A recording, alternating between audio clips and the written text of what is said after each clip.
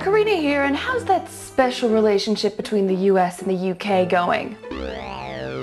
Swimmingly! There's a big stink at the US Embassy in London because the richest country in the world refuses to pay its traffic fines. 2 years ago, London started charging people £5 to drive into the city centre to ease congestion. The US Embassy claims it's a tax from which they, as diplomats, are exempt. Brits protest that it's a toll, like for bridges, and they point out that unlike taxes, this isn't obligatory. If people don't want to pay, they can use public transport. The embassy remains adamant and will not back down. It's a matter of principle.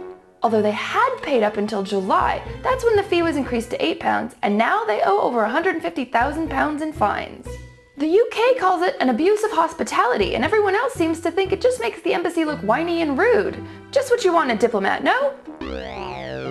More international harmony. UNESCO has just approved the Convention on the Promotion and Protection of Diversity of Cultural Expressions. Phew.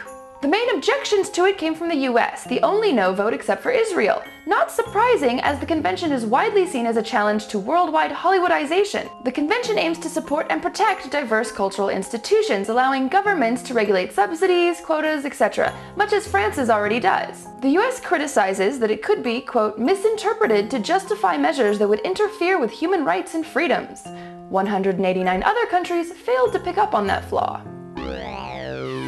And lastly, Lunar Embassy, a company which claims to have the right to sell land on the moon, has started doing business with China to take advantage of their new interest in space. Apparently, in 1980, the company filed a declaration of ownership with the UN, the US, and Soviet governments, and it's never been challenged. For just $37 an acre, you could own beautiful, useless property like this.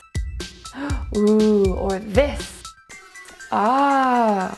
I don't know if this bothers me because A, someone had the audacity to claim the moon for themselves and sell it for profit, or B, because I didn't think of such a ridiculously effortless way to make money first.